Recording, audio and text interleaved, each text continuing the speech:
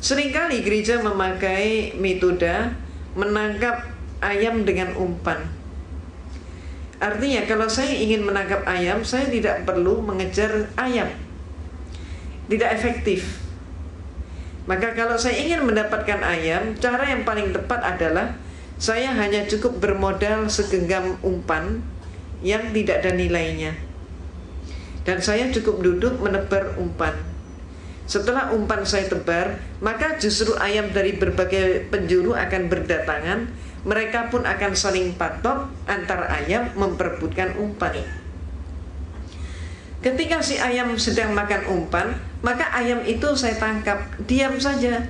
Bahkan lehernya pun digorok, si ayam diam saja. Umat Islam saat ini diperlakukan seperti ayam itu. Umpannya apa? Umpannya adalah contoh sembako, pakaian bekas, obat-obatan, beasiswa. Dan yang sekarang marak dilakukan oleh gereja adalah hitanan massal gratis. Gereja menyelenggarakan hitanan massal gratis. Termasuk ini nanti Natal mereka mengganti dengan Maulid Nabi Isa alaihissalam. Mereka mendahului memberikan ucapan selamat Idul Fitri. Itu umpannya, ayamnya yang ingin mereka dapatkan adalah pengingkaran kita umat Islam dari akidah kita karena mengucapkan selamat Natal. Itu yang mereka kehendaki. Ibu dan bapak yang dirahmati oleh Allah, sekaligus di sini saya menyatakan bahwa fatwa MUI tentang Natal, bahwa Natal itu haram untuk diikuti atau memberi ucapan selamat Natal, itu masih berlaku. Mengapa? Karena umat Islam ketika mengucapkan selamat Natal berarti dia mengucapkan selamat atas lahirnya Tuhan Yesus. Ini bertentangan dengan akidah kita. Kemudian ada dari kelompok Islam jaringan liberal yang mengatakan semua agama sama. Dia mengatakan kami tidak memperingati Yesus sebagai Tuhan, tapi memperingati lahirnya Nabi Isa alaihissalam. Nah, terhadap pendapat yang kedua ini, mereka pendapat kedua ini juga terjerumus. Kenapa? Karena Yesus atau Nabi Isa alaihissalam bagi kita, beliau tidak dilahirkan tanggal 25 Desember. Dan yang lahir pada tanggal 25 Desember adalah justru Dewa Matahari. Jadi siapa yang memperingati Natal berarti juga memperingati lahirnya Dewa Matahari. Ini pun merupakan perbuatan syirik. Ibu dan bapak yang dirahmati oleh Allah, itulah sebabnya saya bawakan contoh buku yang saya tulis. Buku ini judulnya adalah Perayaan Natal 25 Desember antara Dogma dan Toleransi. Buku ini mengupas habis Natal itu apa, sejarahnya apa, kemudian kenapa pakai pohon cemara. Padahal seluruh Palestina bapak dan ibu tahu nggak ada pohon cemara yang hidup di sana. Lah Yesus lahirnya di mana? Di Palestina, di Bethlehem. Bethlehem nggak ada pohon cemara sampai hari ini. Nah lalu kenapa pakai pohon cemara? Ada alasan apa? Ini adalah masalah kepentingan politik Romawi untuk menjajah Jerman saat itu. Kemudian kenapa Yesus dikatakan lahir 25 Desember? Padahal Bible tidak berbicara begitu. Baru mulai abad ke-5 mereka merayakan Natal. Mengapa? Kembali lagi alasan politik. Saat itu rakyat Romawi tidak mau masuk dalam agama Katolik, sedangkan kaisarnya sudah masuk Katolik. Maka kenapa dicari sebabnya? Orang Romawi kenapa tidak mau masuk agama Katolik? Karena mereka takut kehilangan pesta pora yang sudah menjadi pesta rakyat tiap tanggal 25 Desember dalam rangka memperingati kelahiran Dewa Matahari. Pesta itu demikian meriah. Laki, perempuan, tua, muda, besar, kecil keluar dari rumah, bawa makanan, bawa minuman, bawa alat musik. Mereka nari, nyanyi sampai mabuk, sampai teler sepanjang malam sampai pagi. Ketika kemudian mereka disuruh pindah agama, diinstruksikan oleh kaisarnya begitu, mereka nggak mau, takut kalau pesta itu hilang. Disinilah pinternya gereja dan pinternya kaisar.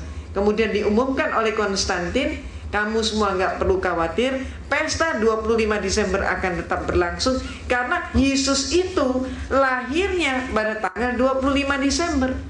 Orang Romawi yang menyembah dewa matahari diberitahu bahwa Yesus lahirnya tanggal 25 Desember, mereka menyimpulkan, oh kalau begitu Yesus adalah putra dewa matahari, diiyakan oleh gereja dan oleh Konstantin. Maka sejak saat itulah semua atribut dewa matahari disebut sebagai atribut Yesus. Itu sebabnya maka salib itu di tengahnya orangnya selalu memakai lingkaran. Ini simbol apa? Matahari. Demikian pula kemudian orang-orang patung-patung pada bagian kepala juga pakai lingkaran. Ini simbol apa? Simbol matahari. Nah, sekarang terjadi yang sebaliknya. Pada periode yang lalu, gereja gencar sekali mengajak umat Islam untuk mengadakan dialog, diskusi, ataupun juga dengan seminar. Topiknya berkisar masalah mencari persamaan tauhid Islam dan Kristen, atau dengan tema yang mirip, yaitu kembali pada milah Nabi Ibrahim alaihissalam bahwa semua agama sama. Mereka menanamkan pengaruhnya kepada tokoh-tokoh kita bahwa semua agama sama. Akibatnya apa? Akibatnya ada tokoh-tokoh yang terpengaruh sampai di Indonesia lahirlah yang disebut jaringan Islam liberal dengan konsep semua agama sama. Nah, ketika umat Islam sudah mengikuti konsep tersebut sebagian ini, maka orang Kristen mereka tidak berhenti di situ, mereka sekarang maju lagi.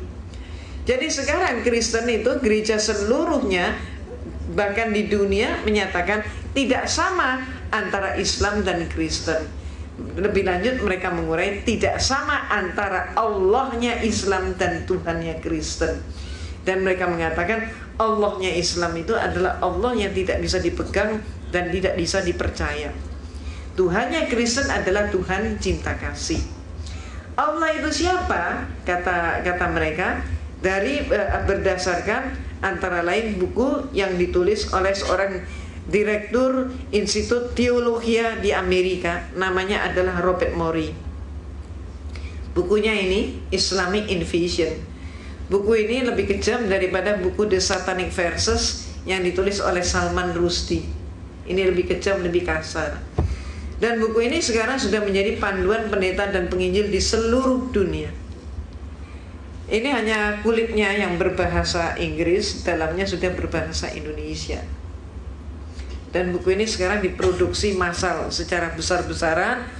Dan karena dipikir oleh mereka kita umat Islam masih diam, maka buku ini pun berlanjut. Bahkan mereka memakai komik-komik. Dan komiknya setiap ibu bapak bisa mengaksesnya lewat internet. Pernah baca? Ada yang pernah baca? Nah, seperti ini. Ini komik yang timbul akibat daripada buku Islamic Invasion karya Robert Morey. Dan yang paling menyakitkan di sini adalah suatu gambar di mana ada orang berpenampilan pakaian Arab, laki-laki sedang sujud menyembah dikelilingi oleh api. Siapa yang dimaksudkan dengan laki-laki yang sujud menyembah dikelilingi api? Yang dimaksudkan menurut ini komik ini adalah Rasulullah SAW menyembah kepada kata mereka Tuhan Yesus. Maka dikatakan Yesus Kristus akan menghakimi setiap orang, dan pada hari itu juga Muhammad akan sujud menyembah dan berkata, Yesus Kristuslah Tuhan. Ini sehingga ini yang perlu kita ketahui. Kemudian Rasulullah SAW pun dihujat di dalam buku ini. Dikatakan Rasulullah itu adalah seorang penderita penyakit epilepsi. Dan Rasulullah menerima penyakit epilepsi itu dari ibunya Siti Aminah. Rasulullah adalah seorang pembual, pembohong. Maka Rasulullah pun kemudian berkelainan jiwa. Ketika Rasulullah kejang, kemudian menggigil kedinginan sehingga diselimuti oleh Siti Khadijah radhiyallahu anha, umat Islam meyakini bahwa Rasulullah menerima wahyu. Menurut Robert Morey, padahal tidak demikian. Yang benar, kata Robert Morey, penyakit epilepsinya Muhammad sedang kambuh. Dia katakan begitu.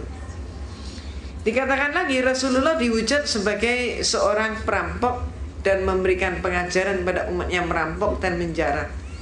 Dan lebih lanjut dikatakan Rasulullah itu mempunyai kelainan seksual. Itu sebabnya Rasulullah itu kawin cerai, istrinya banyak, disebabkan karena kelainan tersebut. Dan